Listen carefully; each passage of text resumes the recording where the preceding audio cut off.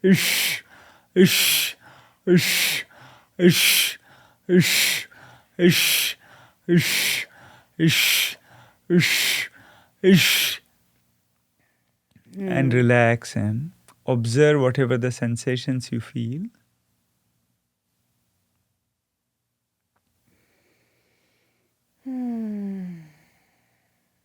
The openness.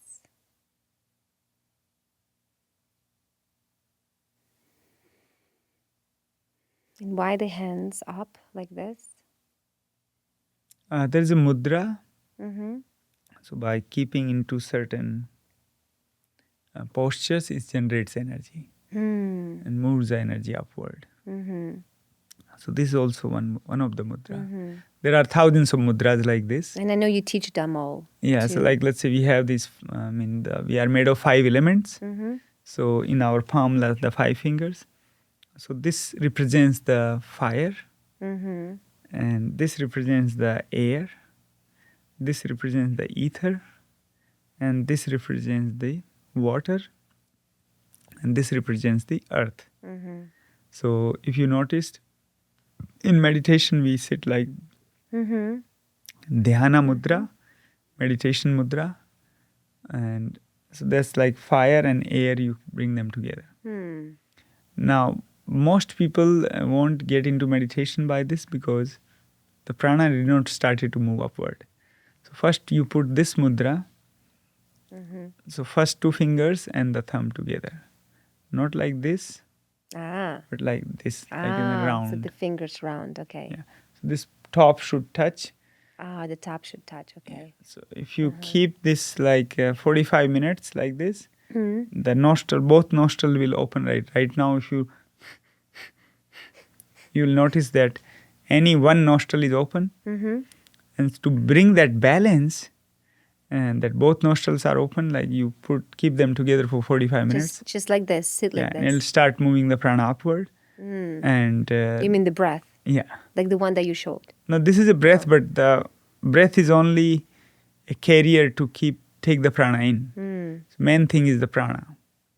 And so with this, it would activate, like in 45 minutes, both nostrils will open. So the prana reach to susumna. So that brings the balance. And after that, you put the meditation mudra. Like let's say if you have the gas, then you put these together and lie down for 15 minutes. If you have what? Gas. Gas and bloating? Yeah. And then you lay down on the side? In the left side, and the like left this. Side. With the hand like that, like this right here, yeah. Yeah. And a baby, how the child is like. Oh, yeah, like with the like legs like that. Oh, and it goes away? Yeah. Then in 15 minutes, then you have to go to toilet. Oh, wow. So just try this. This is a good thing. That's cool. I want to try it. Well, I know you teach these. You can also use this other mudras, like this is called Vayu mudra and this is Shunya mudra, both together Vayu Shunya mudra. And so that also takes the gas out. But this will be more faster. But if you can't lie down and that kind of situation, then this also good for the gas to be taken out. And so these are some of like. And did you learn all this through other, of course it's the ancient knowledge, right? Through other monks, through other experiences. And my question to you, when you were in meditations that you've meditated for all your life pretty much, have you seen any messages for our planet where we're going? Yes. What would be that message? The message, like my question was that how to fix the world problem.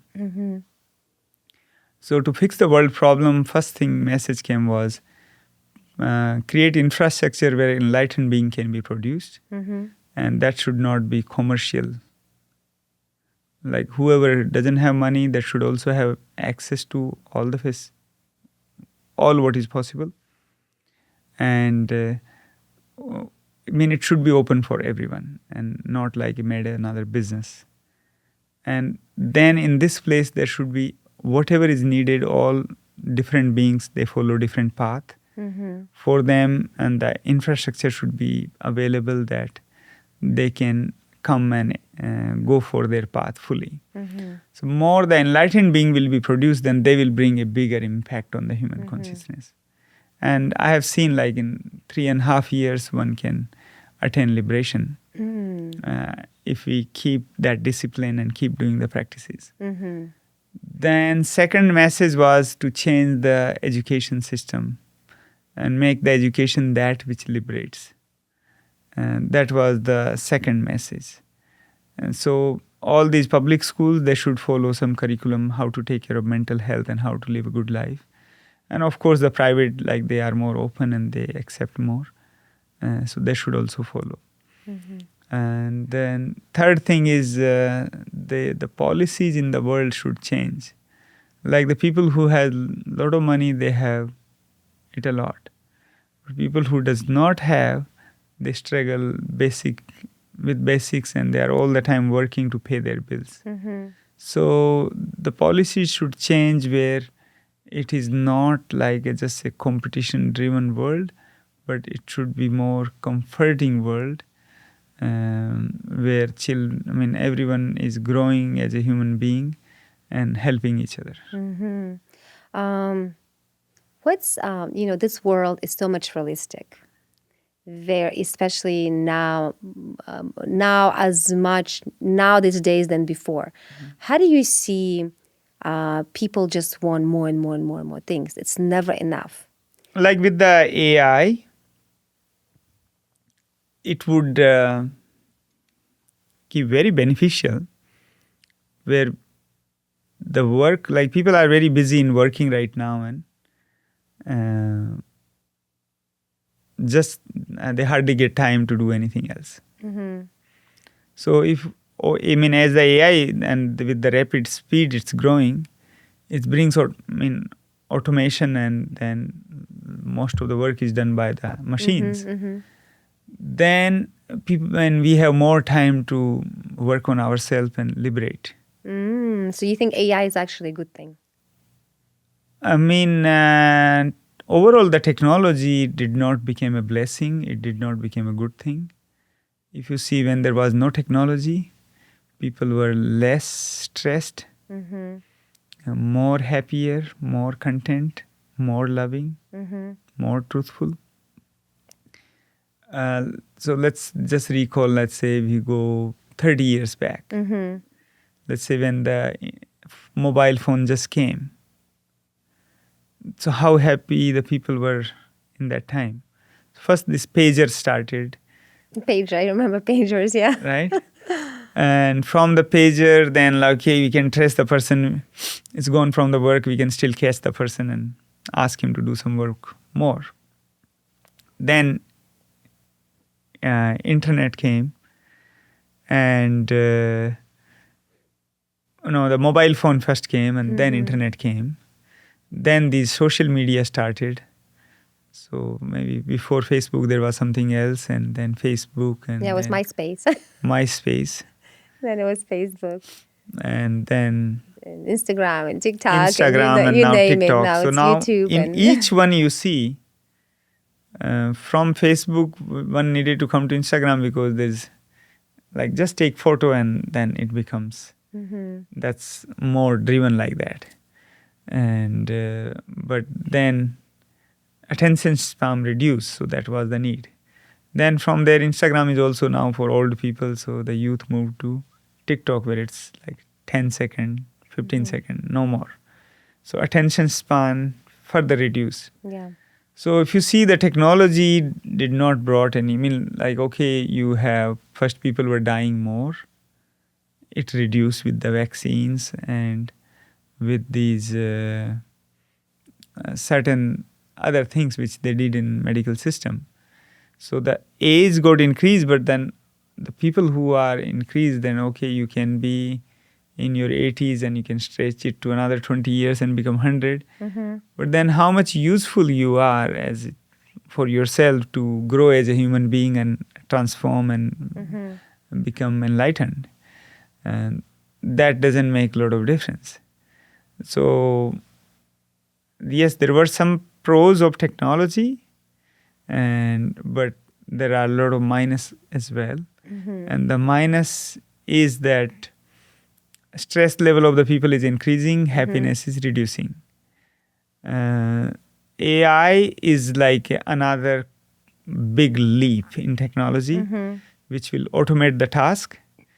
And with this automation, yes, one way we can go for transformation of humanity if we change the education right now and teach education that which liberates.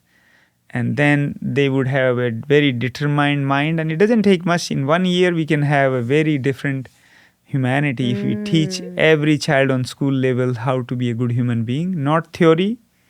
Those value of love, truth, honesty, purity, contentment should get transmitted in them, not that they just talk about it. That would be another mistake, because when I was designing curriculum in India, there was a lot of insisting on theory. Again, like a rules, pushing the rules. Right. So when we make theory, then that's like, okay, theory is good, but then it should result into transformation. So in 1 year, we can have a very happier world if we do this. But if we don't do this, then the AI will let's say, the entry-level jobs. You'll see it already started to go, and the company is making more money using AI by automating the task and keeping less people. So the companies will become richer. Like right now, so many billions of dollars companies we have, now they will go into so many trillions of dollars. But the people will keep working. Even AI will do automation. So then that automation is helping these big companies, but not the people. Okay, let's say there's the robots. Like right now also they are pretty in ready state. They can do all the household work. Right now the cost of one robot is $30,000. Yeah. But it could come down to $500. Okay. When the more production, or maybe 1,000 or 2,000 or 5,000. I mean, as the technology will improve, the cost will go down. At least the robot can wash my dishes. No, robot can wash dishes, can wash laundry. Yes. It can clean the floor. It can sweep the floor. I will be happy for that. It can even make your appointments and a lot of things like this. But again, then after doing that, what the person is doing. If person is going and playing a video game. That's true. Or maybe spending more times with kids, because now sometimes I know the technology sometimes, can be good. Like in my sense, really quick, like I'm a mom and I'm a single mom. Right. So besides also working, I have to cook many for my daughter, wash the dishes. So what I do, pretty much 30%. I'm cooking in the morning, cooking lunch, cooking dinner, washing the dishes. She wants also snack after school. Then I'm washing the dishes. Then I need to do laundry. And then I got to work. I may make a phone call. I got to do homework. You know what I mean? Instead of someone, and when I have a nanny or a housekeeper coming for a week and she takes that load, I can actually focus more, spending time going to the gym, picking up my daughter, taking her to golf, spending a little more time with her. Like if you see, Natalia, from the time the technology came, it is always helpful to reduce the tasks. But we human being has not utilized in that way. Like let's say even to make roads. So before it would be that we use by hand. Yeah. We will make things and make the roads. Machines are making it. Now JCB machines, it digs and one doesn't need to dig it. So there was technology that time also, and now it's much more technology. For example, washing clothes. Before there was no machine. We were doing with hands. I remember that. I did that too back in the days. And then putting them hanging, and then taking them, ironing them. Right. I mean, in Europe, they still don't have a lot of laundry machines. I'm sure probably in India as well. Right. So you guys still do it by hands, yeah? And it's like the old mothers will say, oh, just take 2 minutes and what this machine and drama and all that. But I don't know. I like my laundry machine. But now the machine does a good job. And the drying machine too. You just throw machine. But has it reduced the stress load? No, it's not. It has increased. It's technology increased, all the time. So washing machine is one thing. Now there's a dishwasher. Well, then Then there is a, let's say there is a right now, the robot is just $270 to clean the floor. yeah. That much of robot is cheap, but still has it. Let's say in last 1 year we had a huge upliftment in the AI technologies, where like now you can do real work by the AI, just like AI acts like your secretary. Yeah. Drafts many letters and this and that and so many beautiful things. Yeah. It's doing already. But has it changed the stress level? No, it's Because not. we go, okay, it can do, so we do more things. So what do we So do let's then? say it can do graphic designing, then okay, don't hire graphic designer. The chat GPT is doing it. And you just tell it and it makes a nice poster and event. But then we make more using I can make on this thing and that thing. So instead of before we will make one poster, now we make 10 posters. So pretty much the same time is being spent on the computers. So what we need is on the mass scale, if you want this whole transformation, then on education level, we need to have education that which liberates. So children on school level learns how to draw the boundary between utilization of technology which leads towards their better life versus getting into that race, getting into that competition to get more than others. That's beautiful. So that we need immediately. That's beautiful. If we do this, the AI will be blessing. But if we don't do this, it would be such a huge curse where people are okay, they are jobless and they go so crazy, there's nothing to do, and then it becomes a huge problem. Other things which a lot of people doesn't realizes about the AI is like how in the temples you see there's an idol, and in that they do something called prana pratishtha, which means invocation of the soul in that. So when this AI system, if the same get invoked, a deity, or these in the negative side some ghost in it, and then how it will make the use of it, because it might not follow all the commands, and then that could create a big disaster. So one should be taught like how to take care of the AI if it get that mad or some entity inside, then one should know that how to take care of it. Yeah. Just that because of science and people don't believe in this, that they don't exist. I mean, if anybody wants, I can show them enough examples that they exist and that they should be taken care. They should not take over the AI. Otherwise, it would be very dangerous. Yeah. Well, I feel like, we running out of time, but I really want to continue this conversation with you. I'd like to invite you for a second podcast. Sure. But we still have a little time left, and I wanted to really touch base because you're also a healer. I want people to know that.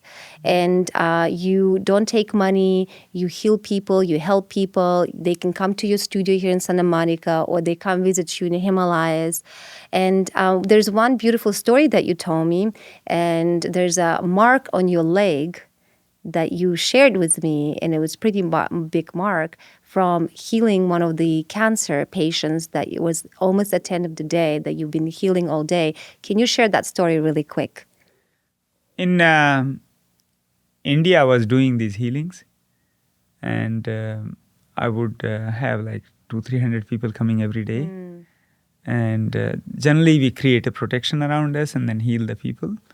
And one night, I was very I would sleep 3 hours. That's like here also, there also. Now I feel more sleepy here. 3 hours feel little lesser. But over there it was fine. So, but on one night I was really tired and I didn't protect myself and I just fell in sleep. And it just happened that generally what we do is we take the disease the person has inside us, and that the energetic process by which we burn that, and it would leave as a very small mark in our body, but then the person get healed. So for those blessings, I was doing it, but then I would also advise other healers that first protect yourself. And we only need one mistake in the whole lifetime And it can to kill have you. something for lifelong. So, I had this, but it's not like a problem, as a serious problem. But it's a headache to have something whole life to heal one person. And so the acute discipline need to be maintained, that the protection should remain around and not be taken it granted. Yeah. But I was young and always like courageous. Oh, it's okay, nothing will happen. But sometimes thing happens, and then Yeah. it's sufficient for whole life to have problem. Yeah, well, but So you better not to cleared from your body. You just have that. I have the mark now. spot. Yeah. But yeah, that's not like I don't No. have any disease. Yeah, no. And now you Now don't really. a lot of homeless people, I have helped them. They were like very crazy before, and then now they are much more normal. So in And this they very actually come and short, meditate at your place too. You Yeah, invite they- them to meditate. they do like first we kept like them together, but then now we have a lot of seekers who want to go very deep in meditation and want self-realization, or in other words, enlightenment. So for them, the atmosphere should be that like sometime the homeless and suddenly like okay, he from craziness of 10 he came down to 2, but still there is some thing which is like it's not on the normal level of the people. So for the homeless, I call them street resident. So our brothers of the street resident, I keep separate session, Yeah. not mix with Not them mix the other people, yeah. classes, because people also get uncomfortable, like, oh, is my purse secure or my phone remain going to secure? He'll jump on me or something like that. Yeah. Yeah. And so So that's why like I tried, and then it was failing, and then other people also like they ask me that, can you please take them separate so we go deeper? Yeah. And I also realized that it's like just not working out to keep them in one class together. So I have separate timings for them. It's beautiful. Yeah. So in the And now daytime, you I do their also- healings, and I also do meditation for them. Yeah. And there are my disciples, they facilitating, so I don't have to do now anything on the that's center. nice. Yeah. The processes are set. Anybody who wishes, 6 a.m. it's open till night. It's every day. It becomes like night 2 o'clock or so. People are getting healed, and it's all free. Nobody, you don't have to pay anything. And Beautiful. And you also do healing on water too, because there are many ways you can use. Like there are 27 different ways I utilize. So water is one of them. There are certain fire ceremony. In the fire ceremonies also the ingredient varies depending upon what is the purpose. Some of the, like, because of the fire alarm are more here in America, so smoke cannot be generated, and maybe do it outside. outside another problem. If you create The fire, firework will then come. Yeah, it's kind So, of complicated. then we do it as At basic. the beach, maybe I've seen people do it at the beach. But again, the fire department, this, that, or we don't know what trouble will come. That's true. So following the law, whatever permissible and practical, those are being done. Yeah. And so if you have any kind of like issues with mental health, give it a try, and thousands and thousands of people go transformed. And you try, and one day you would know that if it is working for you or not working. And it's all free.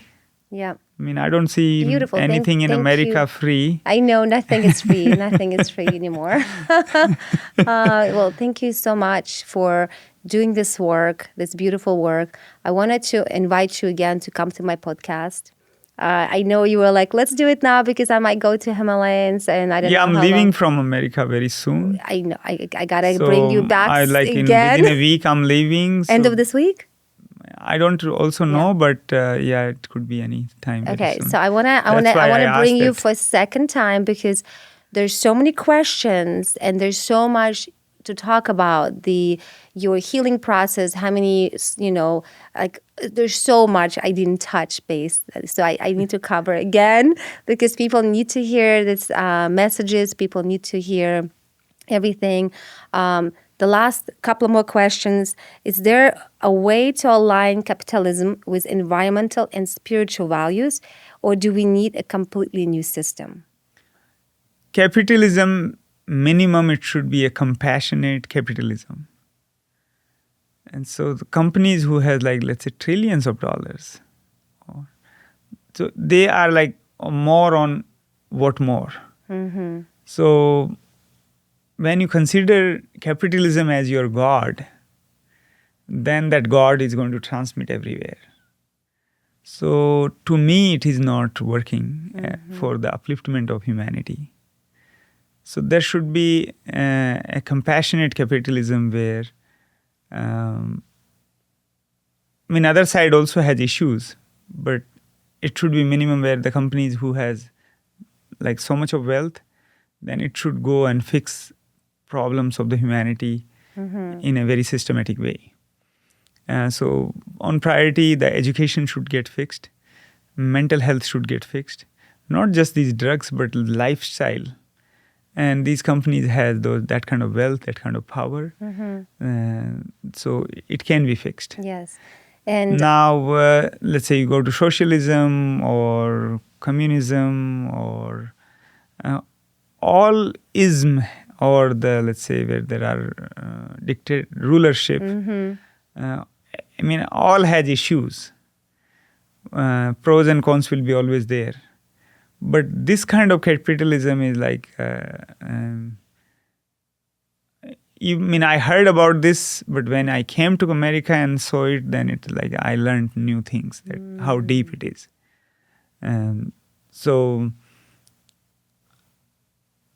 companies could come up with something like corporate social responsibility, some kind of fund, where they donate for the problems which citizens are facing. And there should be a balance that they are enough motivated, and because every person cannot be equal. So like when we have let's say, everybody has equal rights, but then the intellect levels are different, intuition is different, intelligence is different. So then they can't be like on the reward scale also the same. But the companies who has so much of money, then they should give it for fixing the problems. Makes sense. So people can live more happily. That's nice. And last question, what's your thoughts on religion? All the religions are very beautiful tools. All the religions are tools to make a human godly. Or, I would say in the Eastern side, it's to make the person God. Expanding their potentials till fullest mean that a human becomes the God. That might sound scary to how you can be God. But so let's don't have God, but a godliness. So if we work on godliness, then we will reach to the God. So all the religions make a person godly. So loving, truthful, honest, pure, content. But at the same time, we see maximum people died by the name of religion than anything else in the entire human history. So then what went wrong? The tool which is so profound became such a curse. Because then, like, let's say some of the religious leaders, they would dictate their terms and my religion is the best. So then let's spread it everywhere.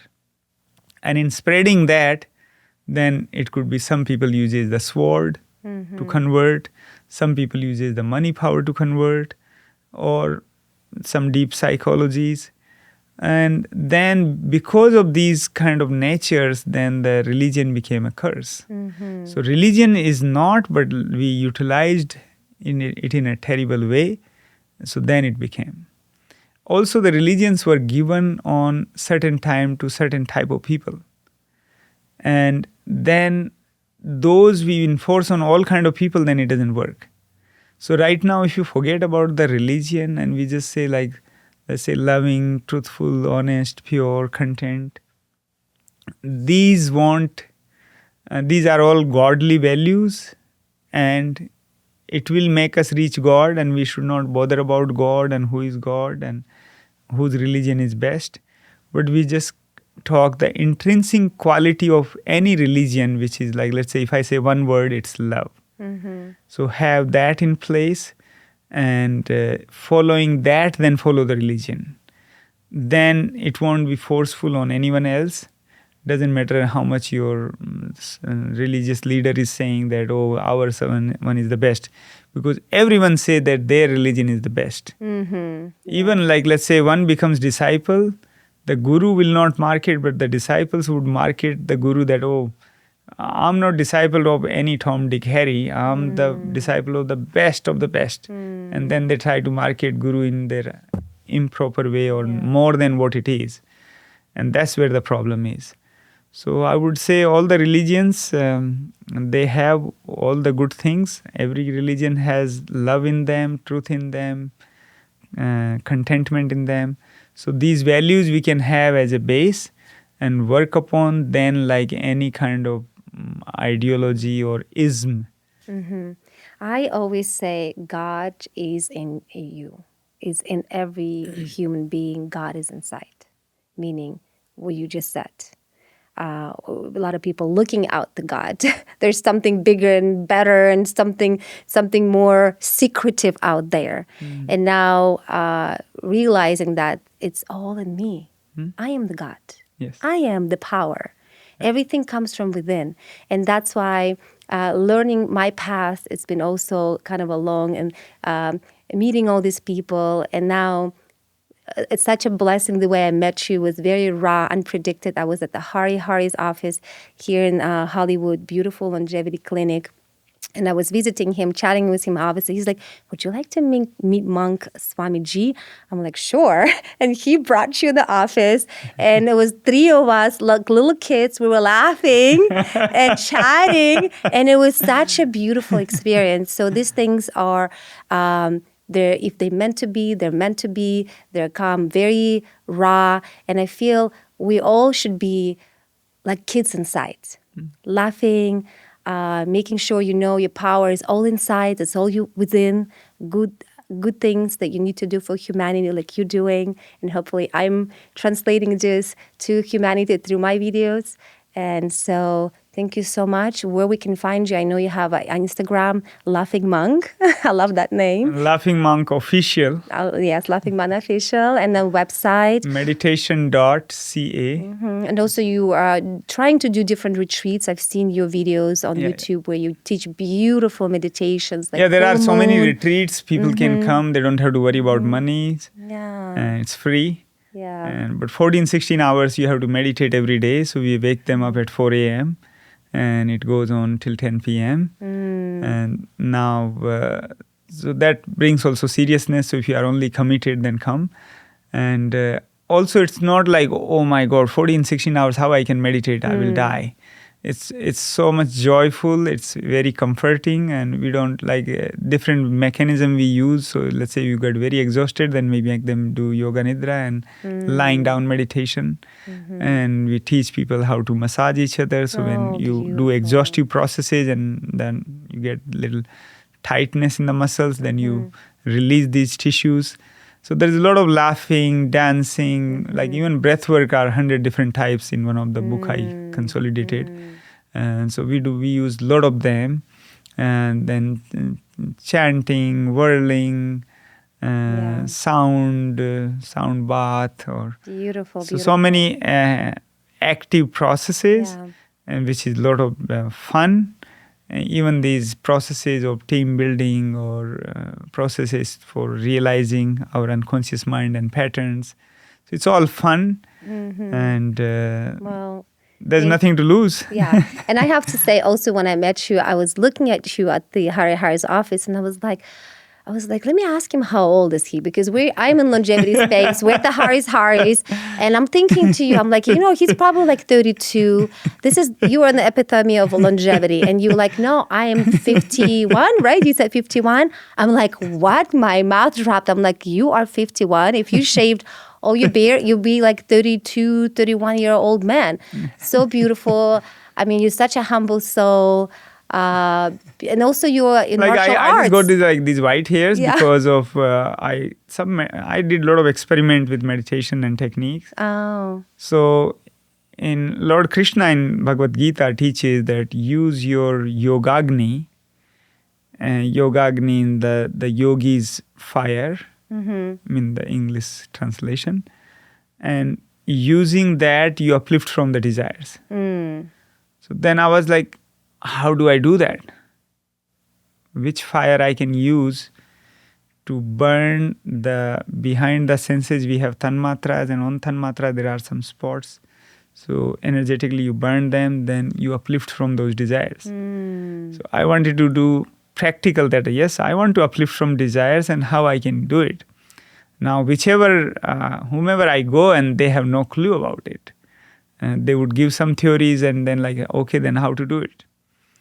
So then in experimenting, I figured out first is like you take the prana in, and then apana, and then at the navel you generate the samana prana by creating the prana and apana fusion, and then they take the prana to vyana prana, udana prana, and then there are behind our senses there is something called tanmatra, and on those tanmatra you take the prana there and you burn those spots. So when I was experimenting with this, I was new and I didn't know. So then I like did something in the skin, and over here in my skin I started to have like a white spot. And then I did another process. So the white spot from the skin went away. But then when I was growing up, after like 18 or so, you start to get that beard. And then the hair which comes from that area started to come white. Oh, wow. So you've had it for like since like you were a young man. Yeah.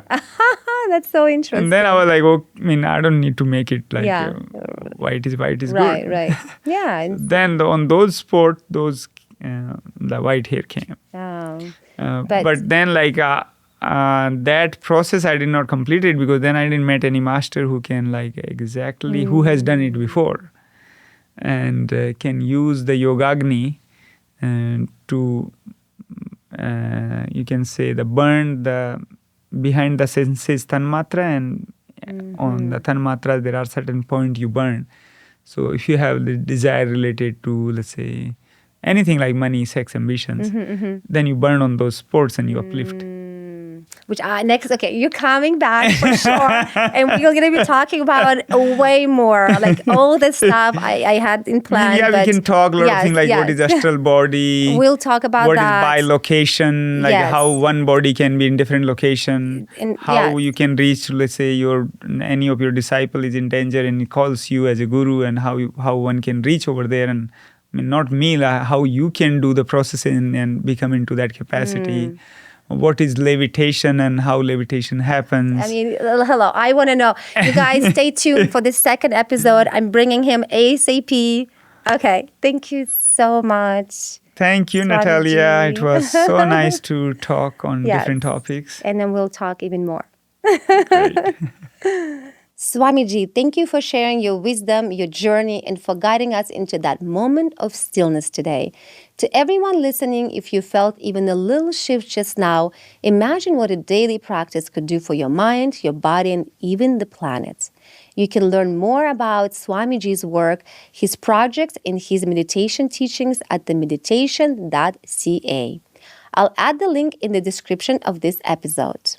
As always, thank you for tuning in. Stay present, stay inspired, and remember, wellness is life.